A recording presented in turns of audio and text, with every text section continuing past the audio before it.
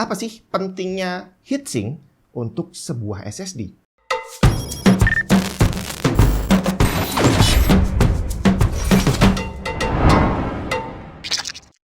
ROG Strix B760F Gaming Wi-Fi, salah satu motherboard Intel kelas menengah terbaik di kelasnya. Dijamin bisa menjalankan CPU tanpa kendala dengan 16+1 power stage ditambah dengan massive VRM heatsink. Mendukung DDR5 up to 7800 MHz, PCI Express generasi kelima untuk grafis, dan 3 slot NVMe generasi keempat.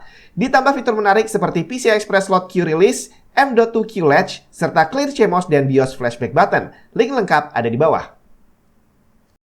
Kalau kita bicara tentang SSD yang ada di pasaran, itu range-nya terlalu besar, Bre. Jadi dari yang murah banget sampai yang mahal banget itu ada. Tapi kalau kita bicaranya tentang SSD SATA, itu harusnya sih yang ada di pasaran, hampir semuanya itu punya performance yang hampir sama. Karena untuk saat ini, interface SATA 3, itu speed-nya udah mentok di sekitar 500-600 Mbps, dan teknologi SSD-nya juga sudah bisa memanfaatkan hampir keseluruhan dari bandwidth yang disediakan. Jadi otomatis hampir semua SSD SATA yang ada di pasaran punya speed yang kurang lebih sama. Makanya lahirlah yang namanya NVMe. Jadi ini adalah teknologi SSD yang menggunakan interface PCI Express, di mana PCI Express ini punya range bandwidth-nya luas sekali. Dari yang generasi ketiga yang speednya maksimum 3,5 atau 4 Gbps lah kurang lebih, sampai generasi keempat yang bisa maksimum sekitar 8 Gbps. Dan sekarang udah muncul yang generasi kelima. Nah, khusus untuk NVMe ini, kita nggak bisa sembarangan milih seperti SSD SATA.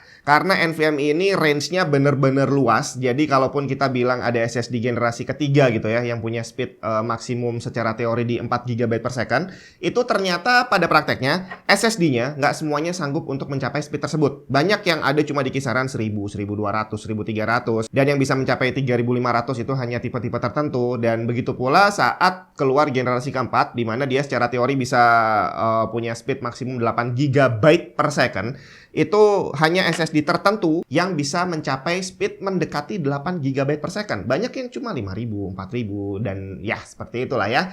Artinya, secara kelas, secara harga, SSD NVMe yang ada di pasaran itu range-nya banyak banget. Termasuk yang menentukan murah atau mahalnya SSD adalah ada atau enggaknya fitur-fitur tambahan seperti heatsink. Di samping komponen penyusunnya seperti jenis controllernya, jenis NAND flash chipnya, terus ada atau enggaknya DRAM cache dan segala macam, itu semuanya akan menentukan harga. Dan jangan salah, kalau saya bilang harga dan kasta dalam SSD NVMe ini, saya bukan bicara tentang brand. Karena brand yang bagus sekalipun, dia akan membuat produk bukan cuma yang mahal banget, tapi mereka juga akan bikin produk yang murah, yang memang secara fitur tidak sebagus produk mereka yang mahal. Nah, kali ini kita akan berfokus pada fitur yang namanya heatsink seperti ini. Ini heatsink juga nih, Bre. Jadi ini ternyata bukan stiker. Ini ternyata adalah heatsink yang versi murah, namanya Graphene. Nah, kita akan bandingin kedua SSD ini. Jadi ini SSD dari Transcend, yang satu adalah tipe MTE250H dan yang ini adalah MTE250S. Di mana kedua SSD ini sebenarnya punya spesifikasi yang sama. Jadi ini dua-duanya adalah barang yang sama persis. Cuma yang satu hanya pakai Graphene, yang satu udah pakai heatsink aluminium kayak gini. Kira-kira apakah akan berpengaruh terhadap performance-nya? Yang jelas kedua SSD ini mempunyai spesifikasi sama persis seperti ini. Nggak banyak NVMe yang bisa mengklaim speed lebih dari 7000 Mbps. Biasanya hanya SSD high-end yang bisa memanfaatkan bandwidth PCI Express sampai mendekati batas maksimal. Dan untuk TBW kedua SSD ini juga hampir menyentuh 1500 terabyte atau 1,5 petabyte. Itu banyak banget loh. Jadi bayangin nih, 1,5 petabyte itu berarti kamu ngisi SSD ini sampai penuh 1 tera, habis itu kamu hapus isinya, terus kamu isi ulang lagi, dan kamu ulang begitu terus sampai 1500 kali. Bayangin, apakah mungkin TBW tadi bisa tercapai untuk penggunaan normal? Kayaknya susah deh ya. Nah, tapi saya juga pernah bahas bahwa untuk menghitung usia atau daya tahan sebuah SSD itu nggak cukup hanya dengan TBW. Ada satu lagi yang namanya DWPD yang pernah saya bahas di video yang satu ini. Jadi intinya DWPD itu adalah klaim dari pabrikan berapa banyak data yang bisa kamu isi ke dalam SSD setiap hari selama masa garansi. Jadi DWPD itu kepanjangan dari Drive Writes Per Day. Nah, kalau dari spesifikasi tadi kita bisa lihat bahwa DWPD kedua harddisk ini adalah 0,43. Berarti artinya kamu bisa menulis data ke dalam SSD ini sebanyak 430 GB kurang lebih setiap hari selama masa garansi. Dan yang perlu kamu tahu juga bahwa gak semua pabrikan SSD berani menulis TBW dan juga DWPD. Biasanya agak-agak pelit gitu lah untuk mencantumkan endurance sebuah SSD. Kadang-kadang ada yang cuma ngasih MTBF doang atau TBW doang, dan jarang banget yang nyantumin dua-duanya, TBW dan DWPD seperti Transcend ini. Berarti Transcend pede banget dong dengan produknya. Kalau pengen bukti, kita langsung tes sendiri aja. Kita mulai dari MTE 250S. Ini yang menggunakan Graphene, dan kita lihat bagaimana performance read dan write-nya, termasuk bagaimana temperaturnya. Kita mulai aja. Di sini bisa kita lihat, kita cepetin dulu.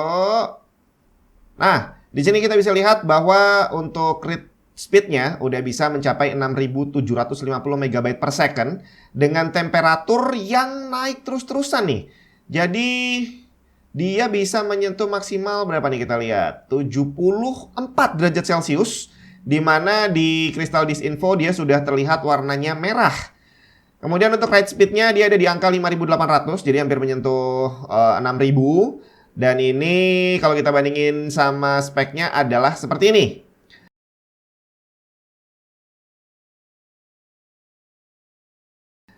Oh ya, satu lagi, ini untuk pembacaan temperatur, itu bisa kita lihat bahwa ternyata dari Crystal Disk Info dan HW Info itu menunjukkan temperatur yang berbeda. Tapi di sini kita ambil temperatur terparah yang dibaca oleh Crystal Disk Info aja ya. Jadi kita bisa lihat di sini bahwa ternyata kecepatan finalnya itu masih lebih rendah dibandingkan spesifikasi. Apakah ini ada hubungannya dengan temperaturnya tadi yang tinggi? Kita akan cek lebih lanjut lagi. Tapi kita tes lagi yang kedua kali dengan menggunakan data 4 GB, dan di sini kita bisa lihat bahwa speednya masih kurang lebih sama. Tapi kalau kita lihat dari temperaturnya, kita cek lagi apakah dia akan lebih tinggi. 75 atau 76 tadi ya. Dan ternyata secara speed juga hasilnya masih kurang lebih sama. Untuk memastikan apakah ini efek dari temperatur yang tinggi atau enggak, kita akan cek dulu menggunakan 250H yang sudah pakai heatsink. Oke, langsung kita mulai. 240H ini dia menggunakan heatsink, menggunakan test file 1 GB. Kita running. Oke, kita bisa lihat kecepatan read-nya dia udah lebih tinggi dibandingkan 250S. Kemudian temperaturnya juga tidak setinggi 250S. Dia maksimal ada di 60 derajat Celcius. Jauh lebih bagus. Tapi bagaimana kalau dia dipakein data yang 4 GB? Kita langsung cek lagi aja.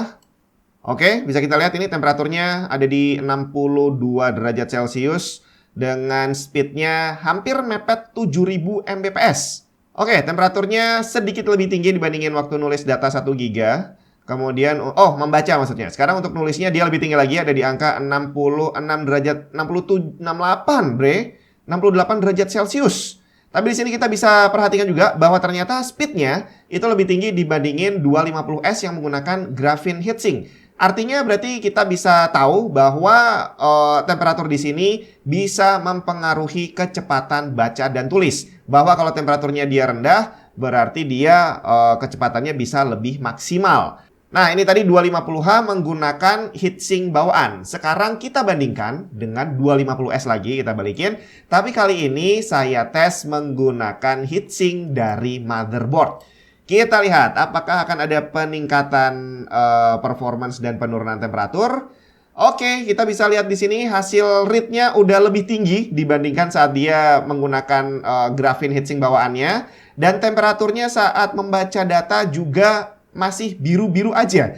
Dia cuma ada di kisaran 40-an derajat Celcius. Terus untuk read speednya juga, write speednya terlihat juga dia lebih kencang dibandingkan sebelumnya dengan temperatur yang juga masih biru.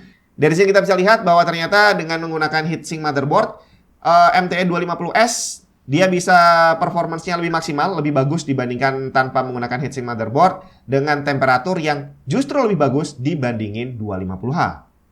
Yap, itu tadi hasil pengujiannya. Ternyata terbukti bahwa kedua SSD ini punya speed yang ya bisa dibilang hampir mendekati bandwidth maksimum yang bisa disediakan oleh jalur PCI Express generasi keempat. Berarti boleh dibilang mereka berdua ini termasuk kelas middle high lah ya. Tapi tadi kita juga lihat bahwa ternyata Heatsink bisa membuat perbedaan dalam performance. 250S dalam kondisi hanya menggunakan heatsink grafin bawaannya ini ternyata dia bisa mencapai temperatur yang cukup tinggi, yang kalau boleh saya bilang sih angkanya mengkhawatirkan gitu ya.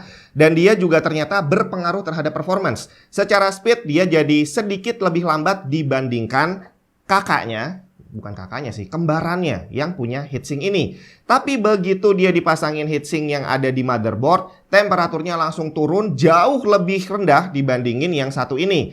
Dan secara performance mereka berdua jadi sama, nggak ada penurunan sama sekali. Jadi hal ini membuktikan bahwa ternyata heatsink memegang peranan penting untuk sebuah SSD, terutama NVMe dan terlebih lagi NVMe generasi keempat. Karena mereka secara speednya kencang banget, jadi secara kerja chipnya itu juga akan jadi jauh lebih berat. Jadi kira-kira mana yang paling cocok buat kamu di antara kedua Transcend ini? Apakah 250S yang menggunakan grafin atau 250H yang menggunakan aluminium heatsink dari bawaan pabriknya? Kalau secara harga sih kedua SSD ini selisihnya nggak terlalu banyak, jadi sekitar 40 ribuan doang ya. Dan berarti kalau kamu mau beli antara kedua ini, lihat dulu kebutuhannya untuk apa, dan kamu perlu lihat juga apakah motherboard kamu udah punya heatsink untuk SSD atau belum. Kalau memang motherboard kamu udah punya heatsink, berarti kamu perlu beli yang 250S aja. Karena kalau beli yang ini malah jadi nggak bisa dipakai. Dia bakal mentok sama heatsink yang ada di motherboard gitu kan. Tergantung motherboardnya sih. Dan tadi kita lihat performance heatsink dari motherboard itu bisa lebih bagus dibandingin heatsink bawaan SSD. Karena kita tahu bahwa di motherboard itu ukuran heatsinknya jauh lebih besar dibandingin ini. Dan satu hal tentang heatsink yang perlu kamu tahu adalah SSD ini dia bolak-balik. Jadi chipnya dipasang di kedua sisi. Dua-duanya kayak gini. Makanya ini yang 250H itu heatsinknya juga